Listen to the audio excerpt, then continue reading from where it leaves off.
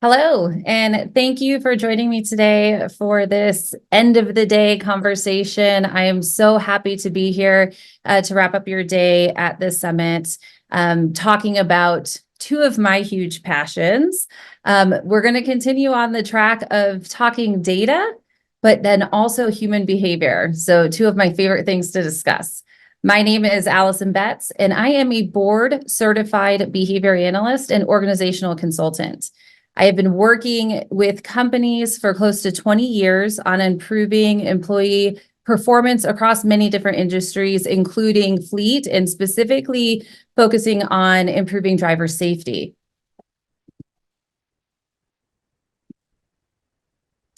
So today, I'm going to focus on how we can use technology to monitor our performance of ourselves, our employees, children, anybody really, in discussing the advantages and drawbacks. And then I'm really going to go into the theme of this summit and dive into how we can do better at connecting the dots. And in this case, we're talking actual data points by humanizing the data. So bringing in the human aspect of the data that we're looking at and discussing how understanding that human aspect and human behavior when we're looking at data and determining on what to do with that can result in a drastic improvement in employee performance, regardless of what performance you're targeting.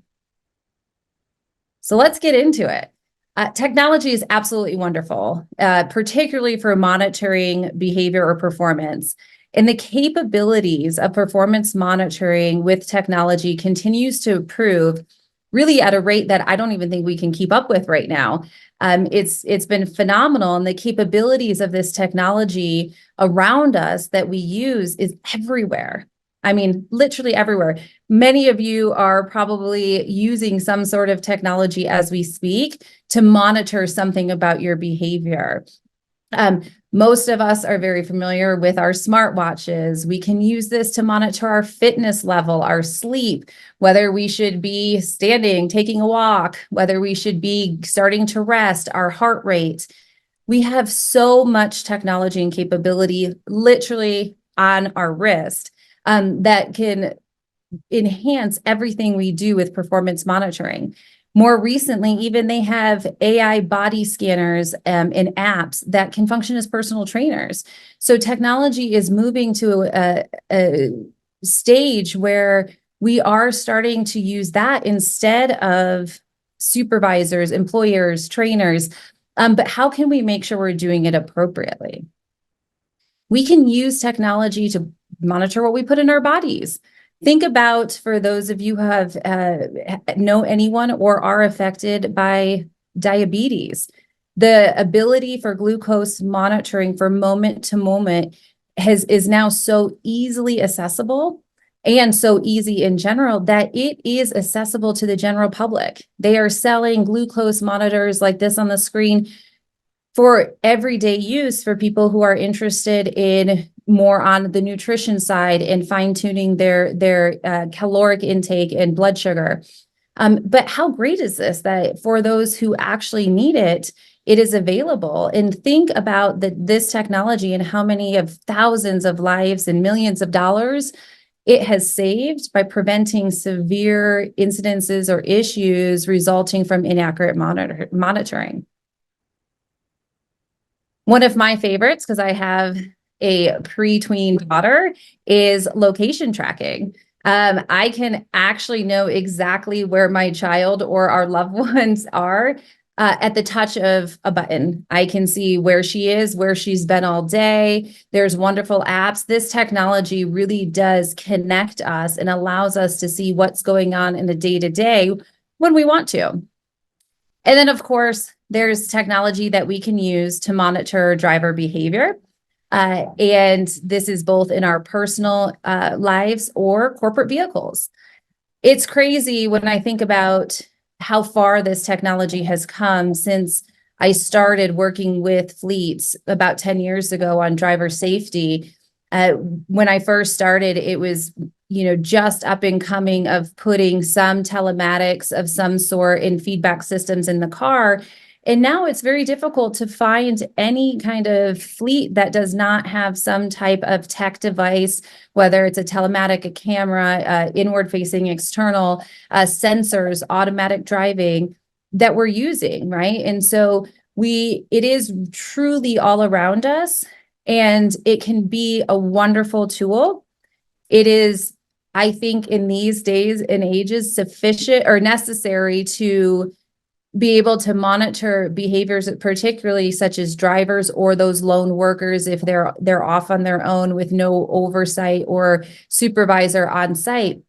But I don't think it is sufficient for monitoring behavior and getting true performance change that we want to see. And so today, that's what I'm really going to talk about. So how has tech helped? Technology gives us access to data at our fingertips and can tell us so much. It can tell us who is doing something. We can get alerts when something happens or when somebody moves. We have think of at home, if you have your doorbells that have the cameras, it alerts you on your phone when someone walks up to your door. It can tell us what they are doing. So what type of action they are. Are they braking? Are they speeding? Are they turning in the car? It tells us exactly second by second when they are behaving or when they're doing something. And sometimes it even can tell us how they are doing it. Okay? So what's cool about the technology is that we can get this information on somebody else's performance without even being there to directly observe it. When we're thinking about drivers, years and years ago, we would have to do ride-alongs to find out how they are behaving and how they are driving, if they're following policy or laws. And now we don't have to do that. So it has been able to minimize, at least, if not eliminate, some of that time and resources spent into performance monitoring by having this technology. So, of course, there are many advantages to using technology to gather performance data or to monitor that performance. I personally think one of the biggest ones is that we don't have to be present. We are saving so much time and money that we can allocate for other things. Supervisors can now use that time to focus more on enhancing performance in other ways by coaching or talking to their employees or other relevant tasks. It gives us a really easy snapshot on performance. So technology is great in that it can quickly take all of the data that we are retrieving from the mechanism that we're using and summarize it in a meaningful and easy way to understand very quickly what's going on. It gives us an overview of progress. So we can have a quick snapshot at any moment. I can open that app and I can determine where my daughter is, right? I can see her location, but in addition, I can see overview of progress or history and patterns. How many times does she go to this store or go to this friend's house? How often is she staying at different places? So whether we're looking at things across days, weeks, months, or even years, we can see progress being made. And what's cool about this is without the minute by minute or day by day progress and data collection, we might miss some of those small but meaningful and powerful changes in performance. We might miss the small improvements that somebody is making across the day to meet their goal, which means we're missing opportunities to acknowledge the progress being made as well. Tracking alone, sometimes just data collection alone, sometimes also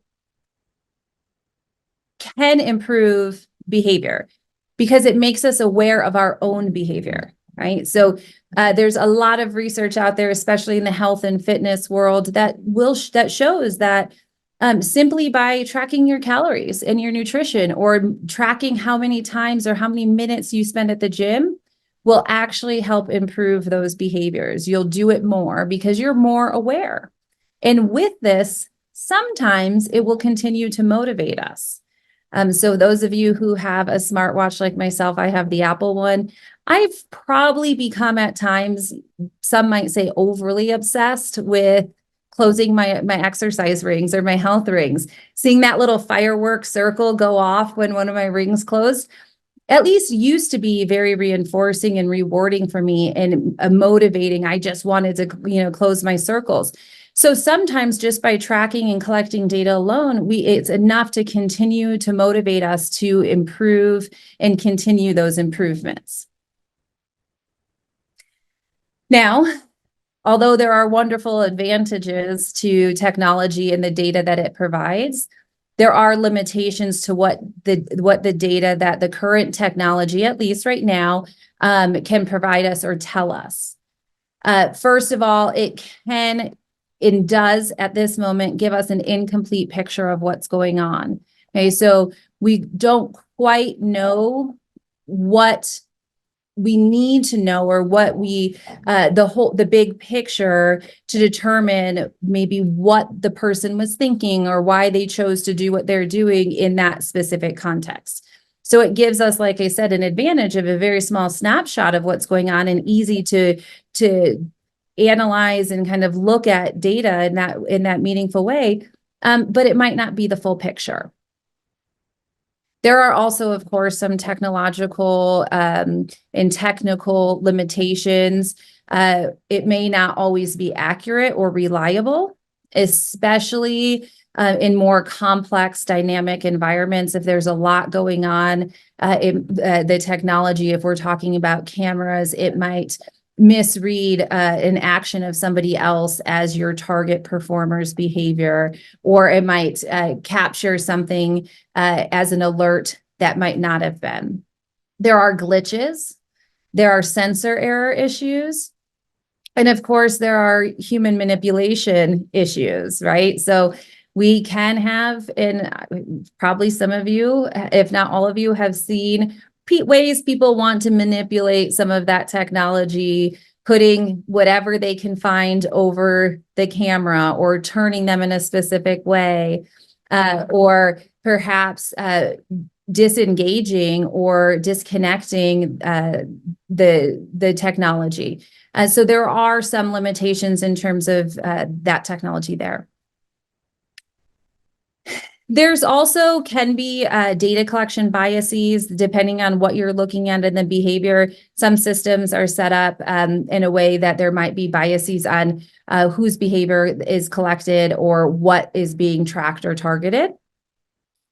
And then there can be misinterpretations of behavior with technology. So without the context in which behavior or performance is occurred and where it was captured, it can be misinterpreted. Think of somebody, let's say, speeding down the expressway.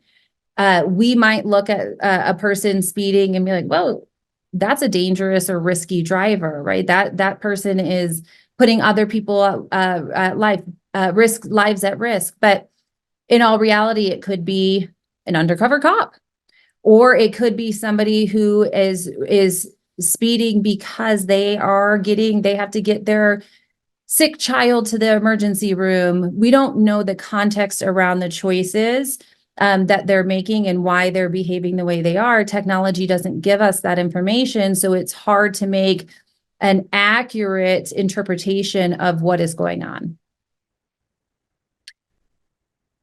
With technology, we also have a limited understanding of the social dynamics and context, and this is kind of related to the misinterpretations.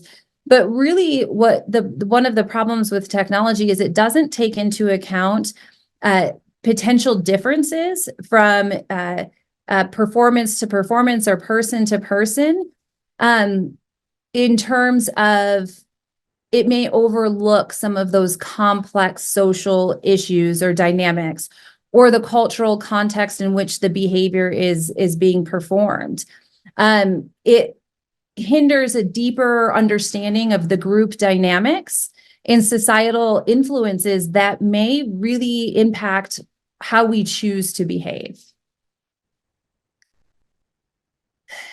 So I personally think those all are very important limitations to technology that Hopefully, as the years come and technology progresses, we can take those into account and address some of them.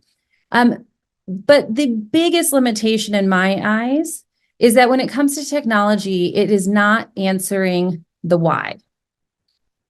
Why did the person make the choice they did? What motivated them to do what they did?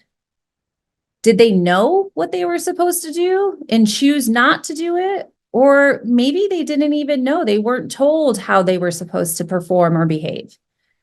When we look at a simple data point or even a series of data, and we're just isolating that, so any of the data that we observe, whether it's technology or not, whether we observe the data or we get it from a video camera or another device, the data itself do not provide us with the context and the understanding of the person that is performing.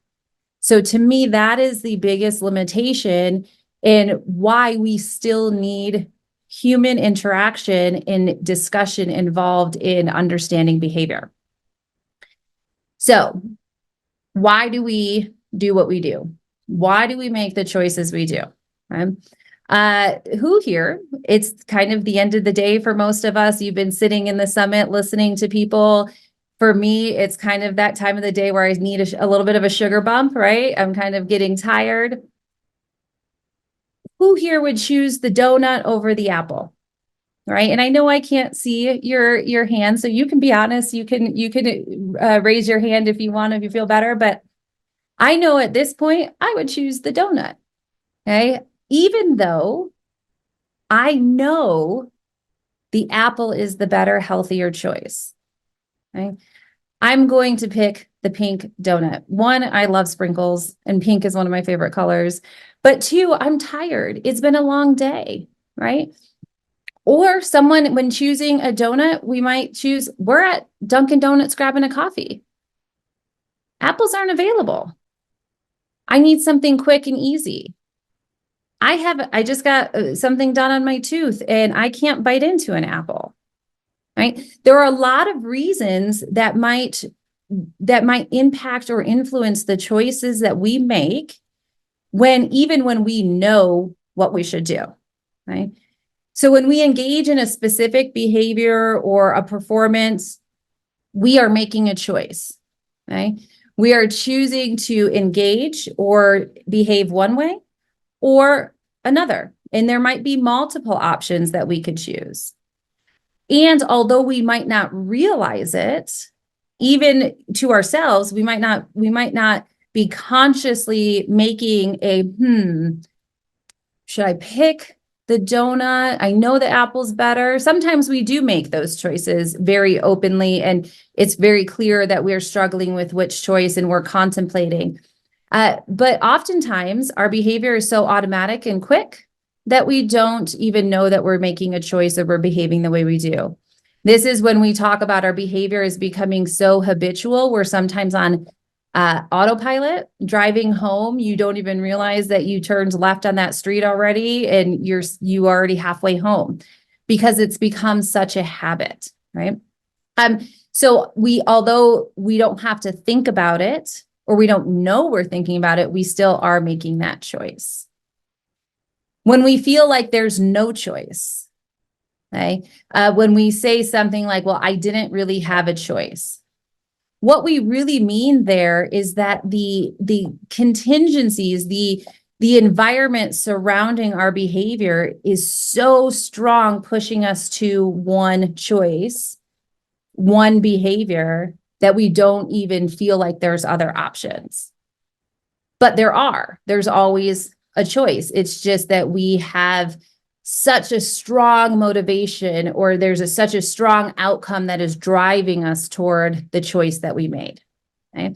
This is why we skip the gym in the morning and decide to sleep in, or why we choose a risky behavior such as smoking a cigarette or drinking an alcoholic beverage. We know we're doing things that we know aren't good for us, but we do them anyway, because the outcomes are so drastically different. right? I go to the gym once and okay, maybe I'll feel better for a little bit that day, but I'm not automatically going to fit into that new pair of jeans that I want to fit into.